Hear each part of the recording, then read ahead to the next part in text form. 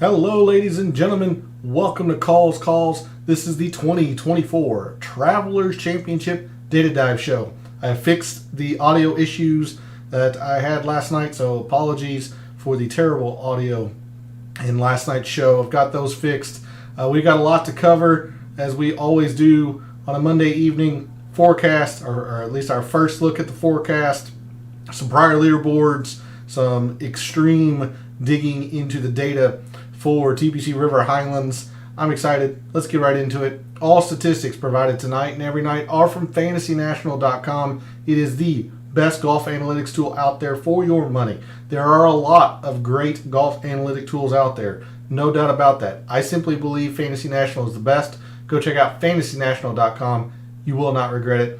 In the description of the video, there are links to all of the social media. First off, my X and Instagram, where earlier today I posted research around the past 7 winners of the Travelers Championship and the patterns that those winners share, and also provided the 8 names in the field this week who fit that criteria.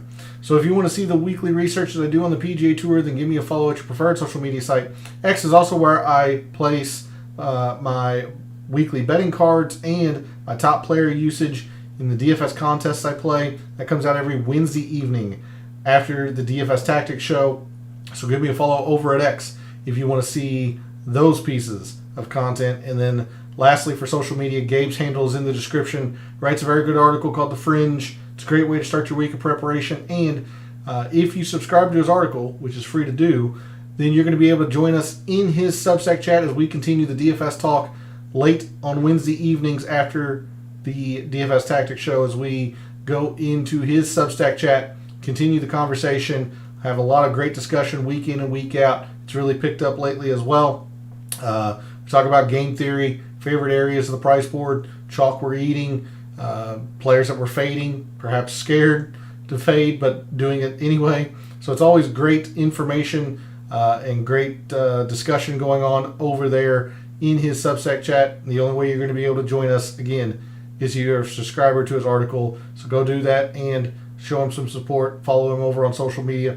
Lastly, we are live. Chat's open. Want to hear from you all. In addition to anything, any lingering thoughts you have from the U.S. Open, what wagers did you make today, if any? What do you think of the pricing for DK, or at least for DraftKings contests, with Scotty not in the 13,000s but no 5Ks? Who's your winner this week? What kind of statistics and metrics and types of players do you think play well here in Cromwell, Connecticut?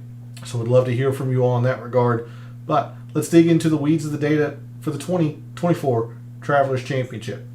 And we start, as we always do, on a Monday evening with the Wind Finder extended forecast. Not any rain in the forecast leading up to the start of the tournament. Looks like it's going to be pretty hot this week. Highs in the 90s. And then on Thursday, it looks actually like it'll reach the mid-90s.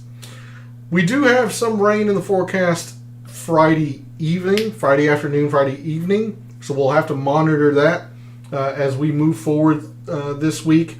I would suggest that you keep an eye on that as you are filling out your lineups and whatnot. Even so, this is a no-cut event, so I don't think there's going to be any wave advantages or wave stacking, but always important to see or stay on top of the weather, especially with rain involved. And then at least Saturday and Sunday looks like maybe some gusty winds in the afternoons on both days, but doesn't look like wind is going to be too much of a factor. Now, we do seem to be getting, or at least Cromwell seems to be getting, a lot of wind on Monday. So if this gets pushed up, maybe we'll start to think about it. But as of right now, I don't see anything in this forecast that would alter or make us think about wind in any significant regard. With that, we will move to Fantasy National. And of course, we will look at the forecast the first thing again on Wednesday evening. If you have not seen the news today. Rory McIlroy has withdrawn. So that's why he has a star. He is not playing this week at the Travelers Championship. So be aware of that. If you are considering using him or have already submitted some lineups, Rory McIlroy has withdrawn.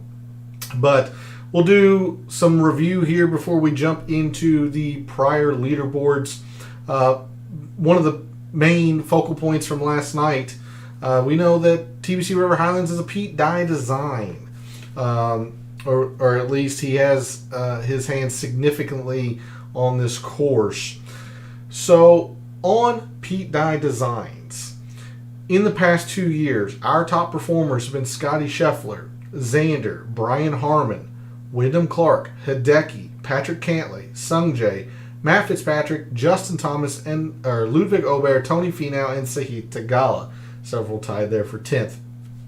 It is interesting to note Xander, winner in 2022. Scotty's played pretty well here. Top 5 last year. Brian Harmon has some amazing course history.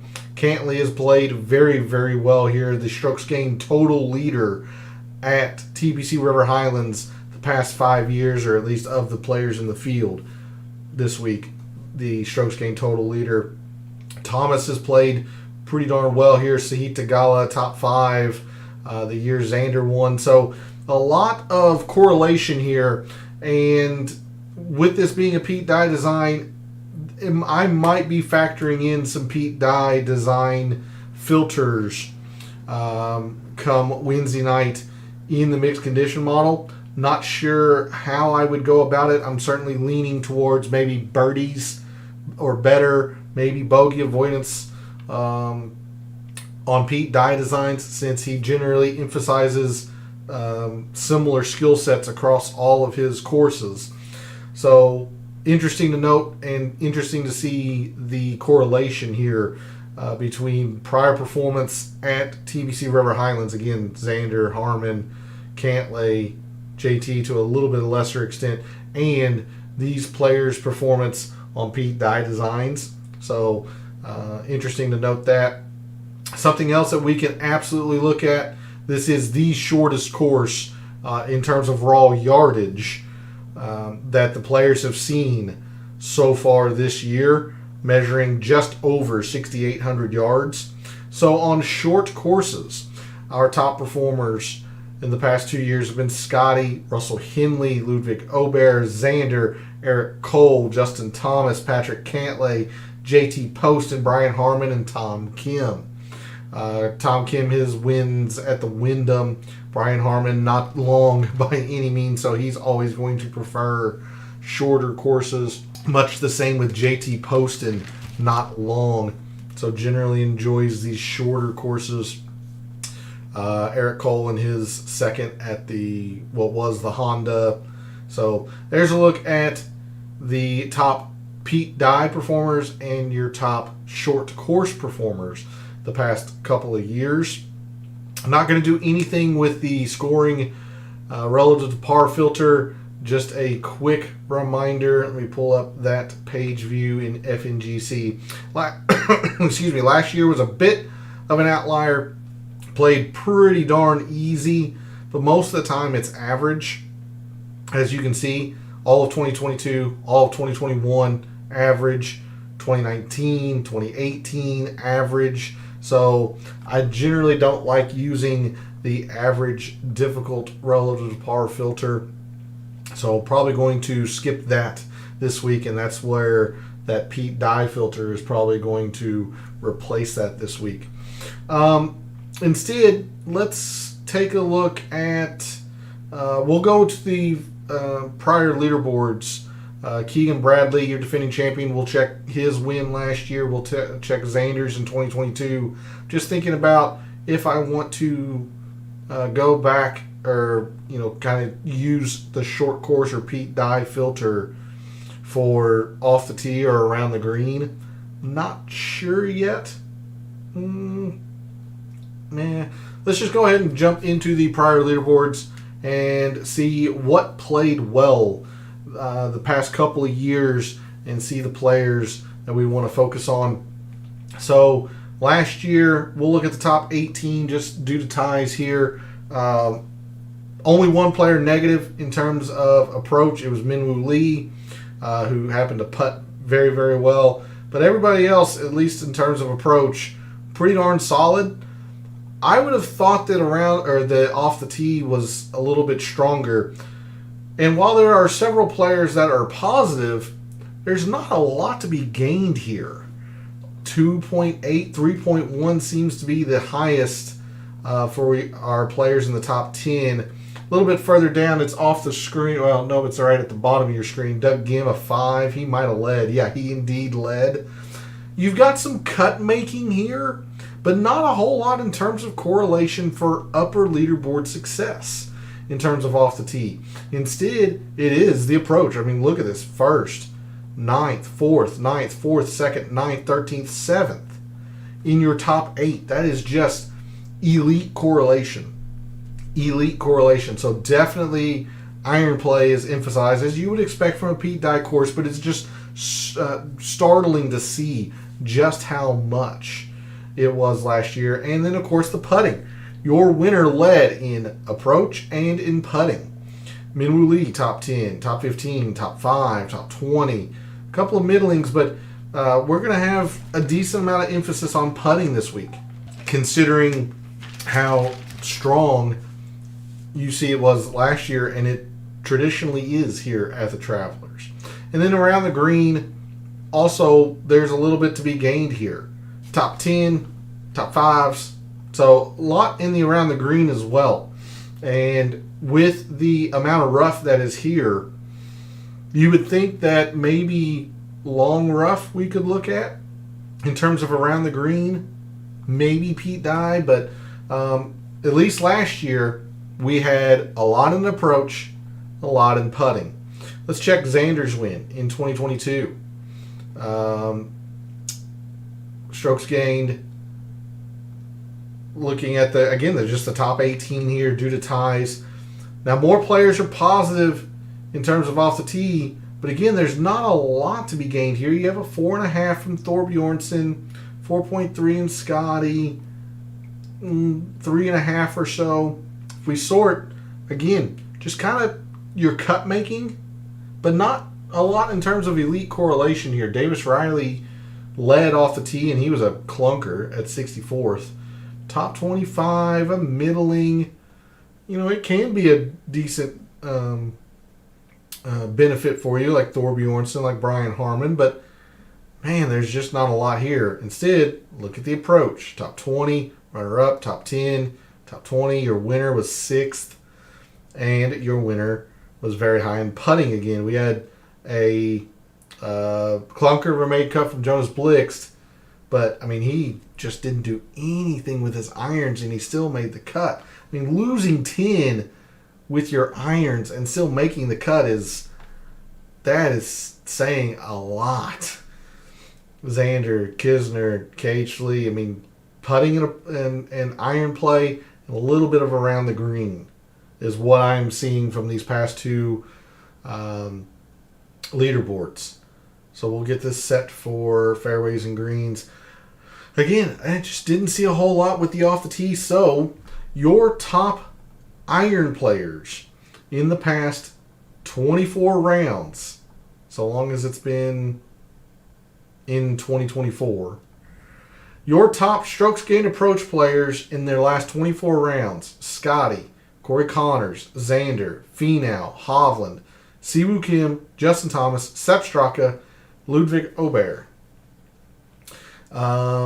We'll take a look at around the green. We'll go 36. No, we'll go 24 rounds.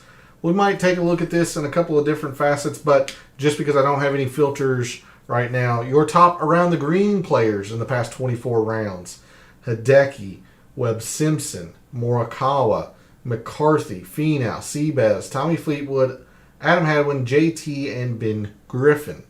Here's your top around the green players. We'll expand the time frame here. 2 years. Give us a little bit more data. Let's take a look at long rough The rough here is generally kept very, very long, about 4 inches thick. It's thick around the greens as well.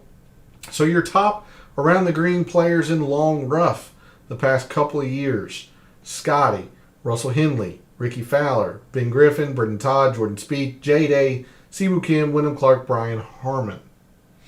And then lastly, we will take a look at putting, and I'm going to grab the courses that consistently, or the consistent courses on the PGA Tour that are bent and Poa annua. So we start with Detroit, host of the Rocket Mortgage; Oakdale, which hosted the RBC Canadian last season; Olympia Fields; Silverado, the host of the Fortinet, used to be called the Safeway; and then, of course, TPC River Highlands, where we are this week. These are the consistent courses, except for Oakdale, obviously. But I did want to include Oakdale since it happened, relatively recently. So we'll apply these course filters. Your top putters on bent and Poa annua surfaces in the past 2 years: Denny McCarthy, Xander, Harris English, Tommy Fleetwood, Sahith Theegala, Matt Fitzpatrick, Brian Harmon, Adam Hadwin, Wyndham Clark, Mackenzie Hughes. So give these players a fairly significant boost in your considerations, as we're going to weight putting pretty heavily. And don't be surprised if these players rate out a little bit higher than what you might think come Wednesday night. Realize it looks like there's a pop-up storm in my area, so if you see any flashes of light or hear rumbles of thunder, that is that. But I didn't think we were supposed to have any storms, and it looks like something has popped up. Life in the Midwest. All right, so let's now move to fairways and greens, good drives, distance, which I will tell you right now, distance really doesn't matter. Again, this top 18 or so, hit and miss on the distance. Some players like Rory, it certainly helps. Cantley was exactly field average. Emiliano Grillo was essentially field average. So not a lot to be gained there. I want you to notice the good drives gained and the greens. Because fairways, while Zach Blair gained a bunch of fairways, it wasn't necessary. Look at Minwoo Lee. Look at Justin Thomas last year. Look at Carson Young. These guys seemingly didn't hit many fairways at all. Scotty didn't hit many fairways at all. It did not prohibit them from excellent finishes. Instead, it's the good drives gained and the greens. I am thinking more so in the good drives gained. Good drive gained being defined as the player has hit the fairway or they find the green if they are in the rough, which the rough is, again, very difficult to play out of here at TPC River Highlands. If we sort, you got your runner-up, top 5, a top 10, a top 20, a top 15. A few miscuts a little bit further down, sure. But you've got a decent amount of correlation. I can't call it strong, but it's decent. If we look at greens, a lot more correlating. Top 5, top 10, a couple of middlings, top 15, winner, runner-up. So at least last year, it was in the greens, which is what you would expect. If players are hitting greens, they're going to be rising on the leaderboard. Looking at 2022, Xander's win. Again, pretty hit and miss with distance. I mean, Xander moves it off the tee, and he wasn't terribly long that week. Instead, we'll look at good drives gained. Now, you see several players negative, but look, negative 1/10, negative 1/10. Really, there was only 2 players that were significantly negative in good drives gained, Stallings and McGirt. Let's see. McGirt was positive in the greens. Hadley was positive in the greens. Your leader led in greens. So you definitely want to take note of that. So maybe it is greens, but I've spent most of today wanting to believe that it was good drives gained, and I'm still thinking it might be good drives gained. So we're going to take a look at both of these. And we're going to start with the Pete Dye filter. Pete Dye is notorious for playing with eyesight, or I said Pete Dye, and then I clicked short course like an idiot. Pete Dye filter. Pete Dye is notorious for playing with eye lines and eyesights and all that stuff, whether you need to be in the right rough versus the left fairway. And he's just notorious for doing that. So on Pete Dye Designs, in the past 2 years, your top good drives gained players: Brian Harman, Scheffler, Morikawa, Sungjae, Austin Eckroat, Russell Henley, Lucas Glover, Hideki, Shane Lowry, Victor Hovland. We can also take a look at short courses. I'm more so leaning towards the Pete Dye, especially if I'm going to use good drives gained. So your top good drives gained players on short courses: Siwoo, Morikawa, Scheffler, Henley, Lowry, Hovland, Lucas Glover, Chris Kirk, Brian Harman, Seamus Power. So a lot of these players overlap. Brian Harman, Hovland, Lowry, Henley, Scheffler, of course, Colin Morikawa, Siwoo. Makes a lot of sense that these players overlap. They generally find fairways, find greens. That's why they are the elite players on the PGA Tour. But we can also take a look at greens. And I'm thinking more so greens on short courses, although we'll look at greens with Pete Dye as well. So your top greens gained players on short courses: Scotty, Lowry, Hovland, Connors, Morikawa, Chris Kirk, Henley, Finau, Keegan Bradley, and Brian Harman.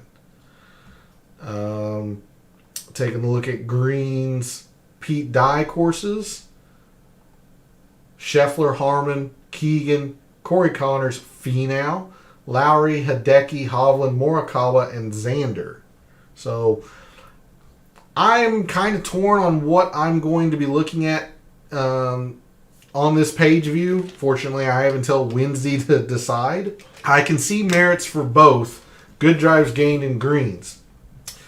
I'm leaning towards good drives gained, or using, I should say, I'm leaning towards using the Pete Dye filter if I'm looking at good drives, because that has more of an emphasis on fairways and hitting the greens from the rough, which Pete Dye, as I mentioned, plays with eye lines and your sights and all that stuff. Whereas if I look at greens, I'm kind of thinking about short course to tie in with the approach. So that's where my mind is early on this week. We'll move to scoring. Last night in Microsoft Excel, we noted that the more consistent metric was bogey avoidance. The higher raw numbers were in the birdies gained, and that is exactly what I see here. Only one player negative in bogey avoidance, but it was a lot more consistent. But look at these higher raw numbers. Keegan with a 10, Harman with a 7. Keegan led. So first, 7th, 9th, top 20 from Xander, 2nd, 4th, 9th, 15th, 7th, 15th. There's just lots of correlation here in the birdies. Whereas the bogeys, you actually had a miscut, very high, from Andrew Novak. He just didn't gain a lot of birdies. So it's interesting to see that. We look at Xander's win in 2022. Again, looking like it might be the birdies, because the one player that's negative is also in the bogey avoidance. Xander was a little bit of both, but slightly favoring the birdies. So top 15, top 20, winner, second. So pretty strong there. Xander led in the bogey avoidance with Sahith in 2022. I think both of them are going to be important, but I think I'm going to give the tiebreaker to birdies or better gained. We'll get this set for proximity. I think I'm going to give the tiebreaker to birdies or better gained, considering our scoring format, at least for DraftKings, really rewards the birdies. Let's look at it the same two ways: Pete Dye courses and on short courses. So on Pete Dye Designs, the past 2 years, our top birdies or better gained players: Scotty, Xander, Cantlay, Harman, Fitzpatrick, Tony Finau, JT Poston, Hideki, and Jordan Spieth. Reason why I'm looking at birdies or better gained, even though there's only 2 par 5s, don't forget we have 2 really short par 4s. This one is really only drivable by the biggest of hitters in the right circumstance. But we do have a very drivable par 4 that yields an eagle at 1.5, an eagle at 3%. So there are eagles to be had around TBC River Highlands. Not often, but they do happen. So that's why we're looking at birdies or better gained on and using the Pete Dye filter as of this moment. Let's check short course. Our top birdies or better gained players on short courses: Cantlay, Cole, Morikawa, Griot, Tom Kim, Scotty Scheffler, Ludwig Aubert, Ben An, Russell Henley, Wyndham Clark. I don't like using this no-cut filter. Where did it go? There was one that was no-cut event. There it is. I don't like using this because it takes a while for Fantasy National to update whether an event was a cut. Like, it has no event listed the last 2 years as a no-cut event, which we know is not true because they've had some signature events this year. So that's why I'm not using that filter. Let's take a quick look at bogey avoidance.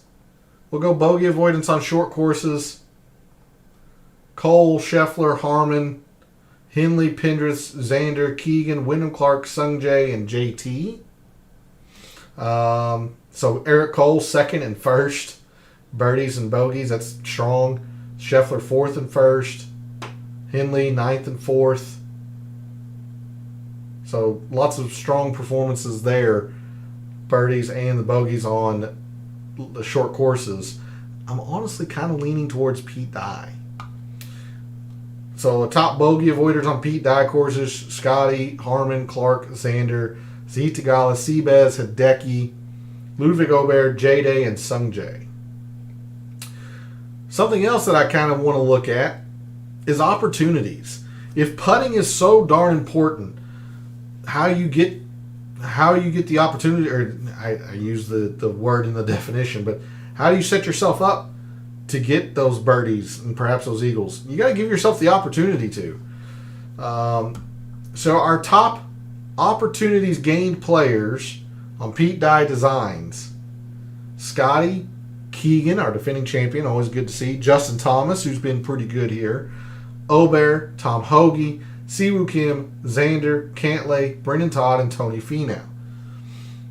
I'm kind of thinking about looking at opportunities. I really am. I kind of like that for this week. All right, let's check proximity, par 3s, 4s, and 5s, as the lightning is getting a little bit more frequent. I want to make sure I get through the entire show in case in case I lose power. So let's take a look at proximity. Last night we saw that 150 to 175 probably going to be the most important range, I think. We saw that here. At least the most common approach shot is from there. Don't overlook the 125 to 150. There are several short par 4s here, but I think it's the 150 to 175. And it kind of backs it up here. I mean, look, everybody in the top 8 was positive in that range, including some very good performances from Keegan and McCarthy. Minwoo Lee was not good in terms of 150 to 175, but fairly solid overall. Fairly solid if we sort. Yeah. This is pretty darn strong for a specific range of proximity. 4th, 7th, 9th, 15th, 1st. Top 30 from Zach Johnson's not terrible. It loses a little bit afterwards, but that's pretty darn strong. Very strong here as well. Look at Keegan. Keegan led in both of... Oh, I'm sorry. Excuse me. He was 5th, 150 to 175. He led 125 to 150. A little bit less in terms of correlation, but he still led. Decent amount of correlation here in the total procs. Seabez miscut. Siwoo miscut. Was good in the total procs, but there's a little bit here. A little bit here.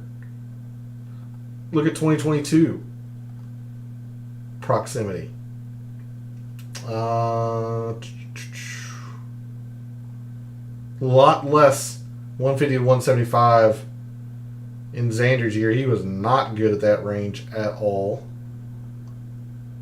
If we sort Scotty, Scott Stallings, JT Poston, and then really falls off. He had some cut making in the 125 to 150, but not a whole lot. Total procs, I'm gonna skip it if I end up using proximity. I'll explain why Wednesday night in the show. Let's move to par threes. We saw last night that surprisingly they were quite mitigated, at least statistically. Look at your top tens. They didn't necessarily play them all that well. Same for your top fives. Didn't play them necessarily all that well. It was really about the par fours and the two par fives. Now your winners were a little bit more solid at the par threes, but you look at like Keegan, was good, but not great by any means. Yeah, you just got some cut making, but nothing in terms of direct correlation like we'll see in the par fours, foreshadowing, or spoilers. Yeah, I just don't see a whole lot here. Gosh dang it, I meant 2022. Par threes. Now, Xander played them exceptionally well.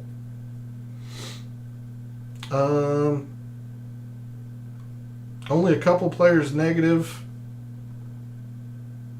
But you still had some miscuts pretty high and some pretty poor finishes. I don't see a whole lot here, especially since two of the par threes measure to this range on the scorecard, two measure to here. You see they get moved. We'll just take a quick look at par threes. So last 24 rounds, 3 months. Your top par three performers: Batia, Harmon, Xander, Henley, Hodges, Finau, Ben On, Fitzpatrick, Obear, and McCarthy. But where it's really at, where I think a lot of the hidden importance of the Travelers is in these par fours. 12 par fours, 8 of them come from 400 to 450. I mean, 12.2, 11.2, 12.2, just a whole lot to be gained. This is sorted on the par fours. First, 7th, 2nd, 4th, 9th. Top 25 from Chesson Hadley is the worst one that you see at the extreme top here. I mean, just a lot of importance. And 400, 450. Look at that. A whole lot here now. Yeah, Jim Herman was a miscut. But there's a lot to be gained in the par fours and the 400 to 450 in general. And 2022, we look at the par fours. Xander, Poston, Tagala, Chesson Hadley, a lot. Wyndham Clark gained a lot in the 400, 450. He probably just didn't putt well, would be my guess. A lot of correlation here. So, our top par 4 performers in general, total par 4 performers: Scotty, Morikawa, Straka, Xander, Tommy Fleetwood, Obear, Seabass, Pendrith, Hovland, and Lucas Glover. From the specific range, 400, 450, Scheffler, Morikawa, so 1-2 both, total par 4s and in the specific range. Very strong. Straka, 4th and 3rd, Ludwig Obear, Putnam, Brian Harmon, Corey Connors, Adam Scott, Russell Henley, and Tom Kim. So give these guys a considerable boost in your rankings, in your lineups, because this range of par 4s is very, very important. Then lastly, par 5s. Probably not a whole lot to be gained here, just because there's only 2 of them. You see Keegan was essentially pretty lackluster, slightly above field average.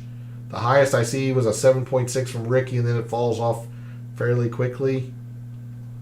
Cut making, you got to play them. I mean, you need to score on them when you have the opportunity, but there's just not a whole lot to be gained because there's only 2 of them here at TPC River Highlands. Yeah, I mean, Xander was a 0.9. 4.9 was the leader. He actually had some missed cuts very high on good par 5 performances. Not going to be a whole lot here. Not going to be a whole lot here. So your top par 5 performers: Billy Horschel, Tony Finau, Xander, Mac Hughes, Nick Dunlap, Scotty Scheffler, Seamus Power, Sam Burns, Victor Paris, Taylor Pendrith. All right. I know I'm flying through this a little bit, but I'm a little worried with the thunderstorm. Let's move to Microsoft Excel. First thing we'll do, we'll just dig really deep into the data around TPC River Highlands. You see in the past 5 years, the most important shot type. No surprise, we highlighted this last night. We saw it kind of graphically every which way. It's been the putting, and it's been very consistent. I mean, 0.3 is our boundaries, is our low and our high. I mean, just a very, very, very consistent metric. Approach has been fairly consistent as well. You got a couple of low outliers. This one's an extremely low outlier, but this one's a fairly low outlier as well. 3 years it's been pretty consistent, extremely consistent. 2 that it kind of fell off.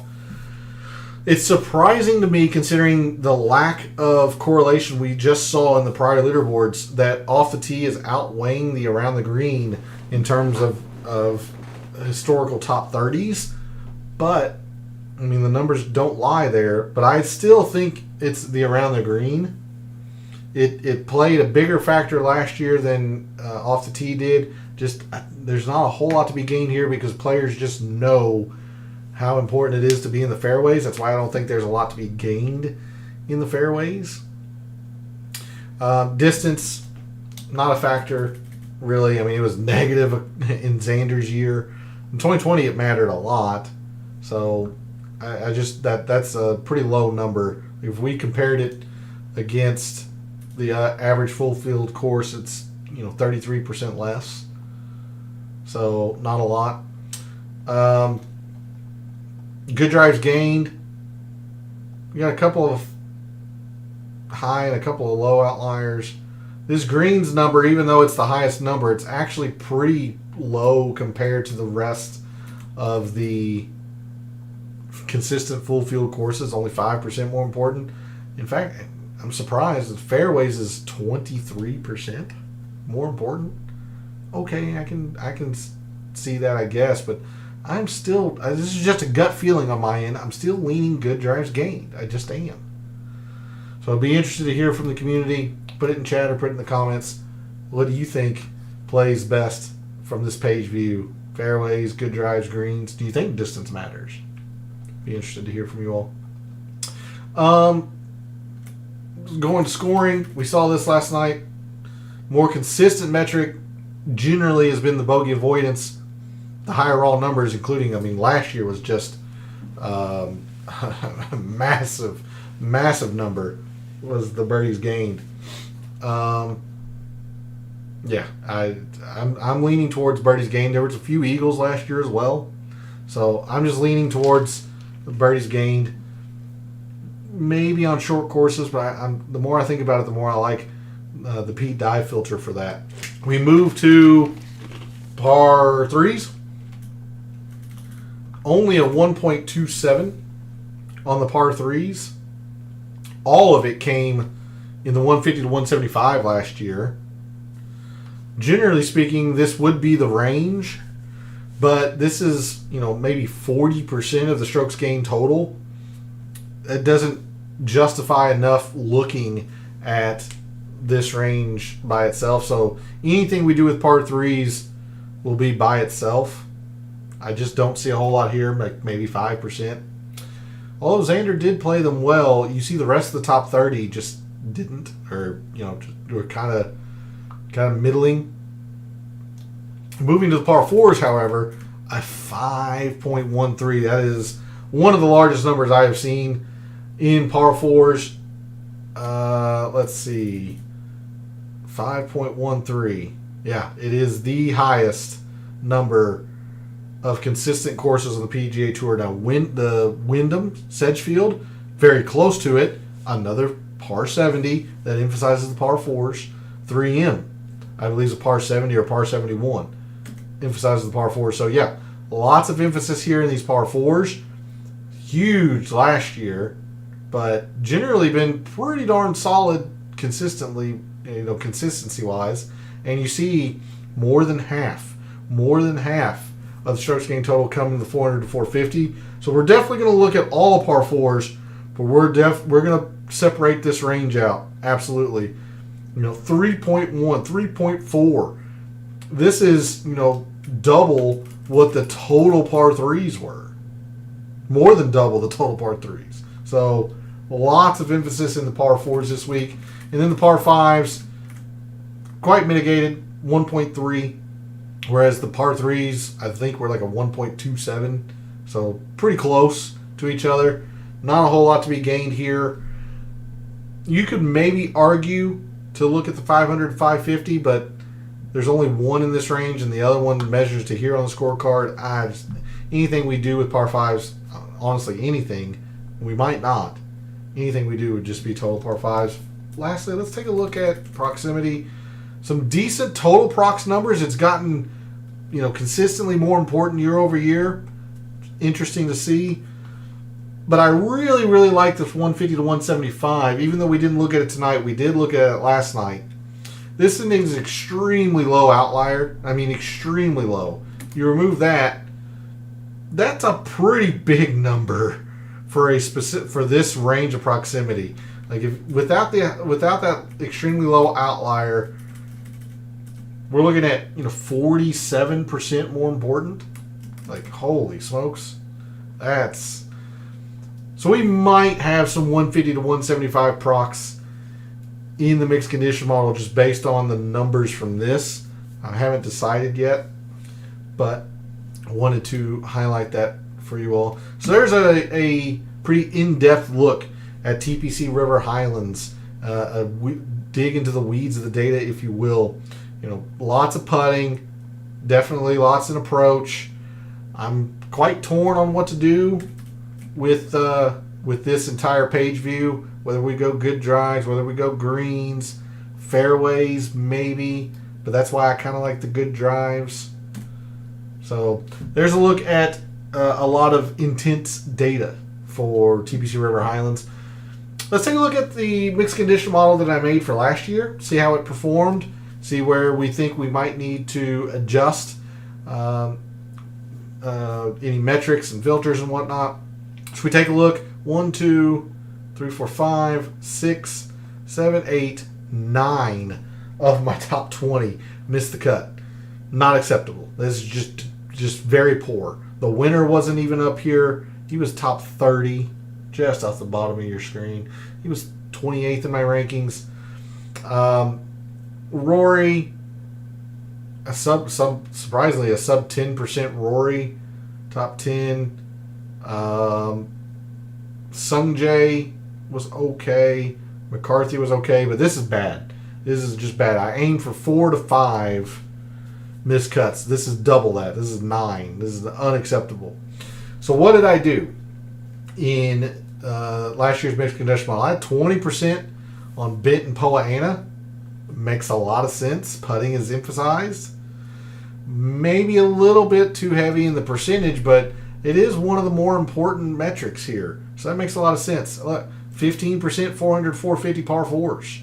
Yeah, okay. Maybe a little bit too heavy on that percentage, but I mean, yeah. Right off the bat, I kind of like seeing that I put the emphasis in these two metrics. 10% around the green makes sense. Yeah, maybe 5%, but 10% seems logical. I did look at fairways on short courses. Not sure if I agree with that, but it's something. 10% greens on short courses. So it looks like I was quite conflicted last year as well on what to do with that page view. And I used the short course metric, or filter, excuse me. Okay. 10% par 4s makes a lot of sense. 5% opportunities. I mentioned in the scoring page view that I kind of like the opportunities. Well, I put 5% opportunities there. 5% off the tee on short courses. I can understand why I had it. I'm not thinking I'm going to use any off the tee this week. I might just be looking at good drives per se. 5% approach, that is not acceptable. That needs to rise. I emphasize the putting. This needs to be higher considering the data that we've seen tonight. And then 5% in the par 3s and the par 5s. Makes a lot of sense. So how predictive were these? Not great. And that's probably why I had a very poor results-based mixed condition model. In a field of 153 or 54 or however many, I'm looking for about, a low 50.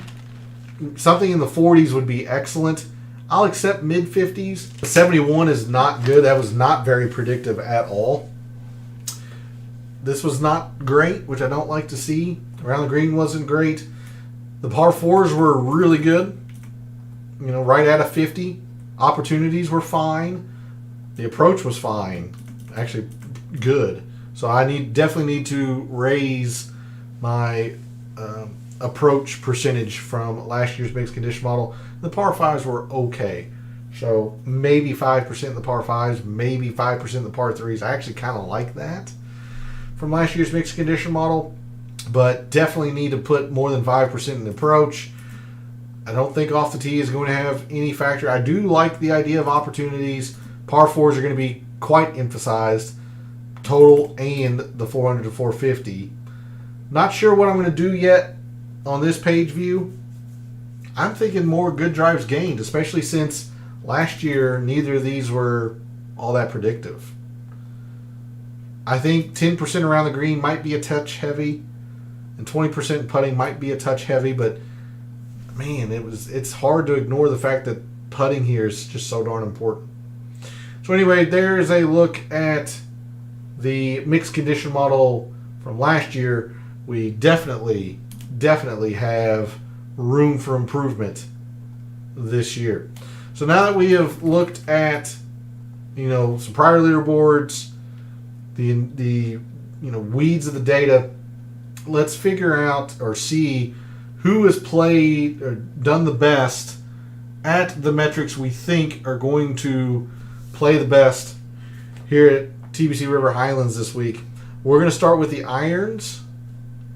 So in the past 5 years, your top iron players at TPC River Highlands. You see Hideki, it's only been one time, and Tom Kim only one time. There's Justin Thomas, there's Victor Hovland. I need to remove Rory since he is not in the field now. Putnam has hit his irons very, very well here, which is maybe not necessarily surprising, but to see that he has been, field average with his short game, it's generally where he succeeds. So, an interesting name to keep in mind, perhaps. Of course, Cantlay has been exceptional here. Keegan's your defending champion. Henley's been good with his irons, to be expected. Xander, Todd, Griot, Scott. All right, let's take a look at putting. Your top putters at TPC River Highlands the past 5 years. Xander, look at that, gaining 5.5 per tournament. This is an average per tournament. Exceptional. Adam Scott has putt well. No surprise, Denny McCarthy has putt well. He's been really bad around the green, which is a little surprising. Lee Hodges has been okay, 1 for 2. Tommy Harris English, 4 for 4. Former champion. Ekro Tagala has putt very well here. Mackenzie Hughes has putt well, 4 for 4. Keegan again. Harmon been excellent here, really all the way around. Sungjae's been more so in the short game, around the green and putting here. Okay. Cantlay, been exceptional here. We're going to skip the fairways, the greens, the good drives. I just don't know which way I want to lean this early in the week. So let's look at birdies gained. Your top birdies gained players at TPC River Highlands. Look at this. Patrick Cantlay, Xander Schauffele, two of the best performers in the past 5 years. They're 1 and 2 at the birdies here at TPC River Highlands, and they actually haven't done much with the bogeys, as you see. So that gives me even more confidence to emphasize the birdies, or birdies are better. You see Harmon, 5th, has always played very well here. JT, Scheffler, Hovland, Keegan. So yeah, this just gives me even more confidence to look at the birdies gained.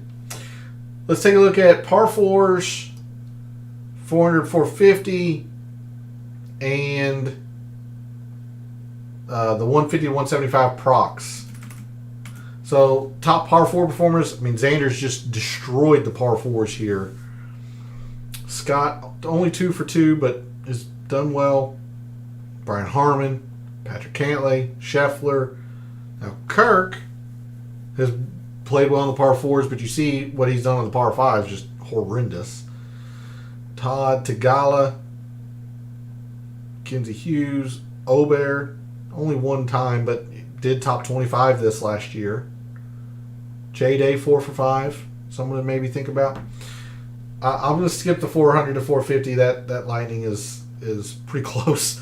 I want to make sure I get through everything. Procs 150 to 175. Grillo, McCarthy, Connors, Hoagie. So the players that have been the best at the 150 to 175 actually don't have a whole lot of great correlation up here at the top. Look at that.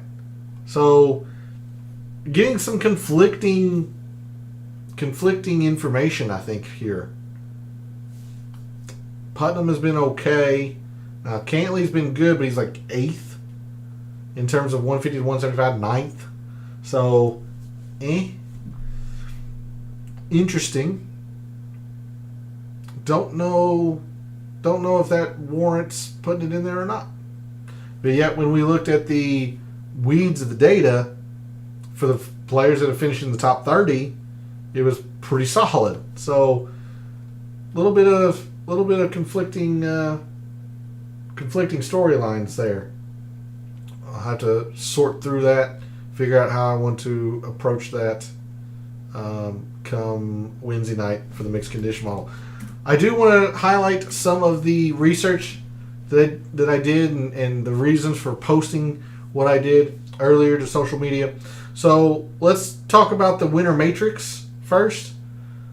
This is performance at TPC River Highlands leading up to a champions win, if you will. These are some of the patterns down here at the bottom.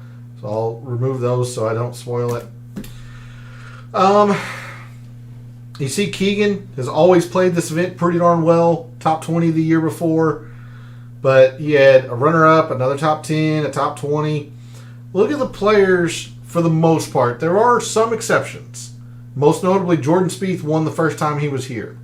Dustin Johnson had only played it one other time several years prior and then wins. But this is also 2020. 2020 was 2020. Xander had a top 15 and a top 20. Harris English had a previous top 15. We talked about DJ. Ches Reavie had a previous top 15. Bubba Watson always played this event well. Spieth. Knox had a prior top 15. Streelman a top 15. So at some point in a player's past, they'd had at least one strong performance, a top 15 here at TPC River Highlands. All right, let's talk about lead-in form. Now, most of the time, a player comes here from the U.S. Open. You got a mixed bag. You got a couple of thirds, top 15, but Keegan missed the cut at the U.S. Open last year at LACC. Flies all the way across the country and then wins the Travelers. 2018, this was Bubba. Bubba missed the cut at the U.S. Open, then wins the Travelers. So a little bit of a mixed bag in terms of specifically the U.S. Open. You see the RBC Heritage is the 2020 year that was just kind of crazy. But more so, and Keegan was a bit of an outlier with this, but more so, let's take a look at our lead-in form across, maybe a couple months. I went back as far as the Masters. You see Xander had some really good form leading in. He had a top 5. Harris English, top 5 the U.S. Open at Kiowa. And then wins the Travelers. Top 20 from DJ, top 5, top 5, a top 5, a top 5. So every single champion other than Keegan and DJ, because 2020 was 2020, every champion but Keegan had a top 5 since the Masters. Now, 2018, Bubba, his top 5 was the Masters, so I was including that. But they'd had some very good form. I mean, even Keegan was good. He just didn't have any stellar finishes just because his irons were so bad leading in. But yeah, it's some good runs here. Top 25, a couple other top 30s. Like, he was at least in good form. Xander, nothing outside of a top 20 for 2 months. I mean, even Harris English, top 5 the U.S. Open, top 15 the Palmetto, top 15 the Byron Nelson. So lots of good form coming in as well. And then the only other thing that I'll say that I put on there on social media was that every single player, of course, we didn't get the LACC, or excuse me, the 2022 U.S. Open. Gosh, that's escaping me where it even was. This at the Country Club in Brookline, Mass. We just didn't get the data for that. So, but Xander was top 15. I would have to imagine this is at least field average in good drives gained, would be my guess. So every single player was positive in good drives gained their previous event. So that's what I posted on social media. There's also a few other things that we can look at. Like I've mentioned, I've been emphasizing the par 4s. They were very good in their par 4 performance, their previous event. They were good 400 to 450. So that is what led to what I posted on social media earlier today. And then I did list the 8 players in the field this week. It might be down to 7. I think Rory did fit that criteria, and then I saw that he withdrew later in the day. So now it might be 7. I just can't remember. But I did post the players who fit that criteria who are in the field this week. Mostly the names that you would expect, but there were a couple of interesting names on there. And I certainly fired off a couple of names at some numbers that I liked. So if you are interested in seeing that, I posted that over to X earlier today, and my social media handles is in the description as well. I want to thank everybody for tuning in. It's a little bit of a shorter show. I maybe felt a little rushed. I just wanted to get through this before the thunderstorm really arrives. But thanks for tuning in, watching and listening, supporting the channel by liking the videos, commenting and subscribing. I always appreciate it. Love what I do. Taking an in-depth look at sports statistics, giving you a statistician and data analyst's view of what he sees, trying to help us all win a little bit of money in the process. Some weeks it's good, some weeks it's bad. Last week was pretty darn solid. Just being honest there, it was pretty darn solid. So we're going to try to keep the momentum for the last signature event on the PGA Tour this season for the Travelers. So again, thanks for supporting the channel. For all the wagers you have made so far this week for the Travelers, for all the wagers you're thinking about making this week for the Travelers, and until I see you Wednesday night for the DFS Tactics show, may all your bets be profitable.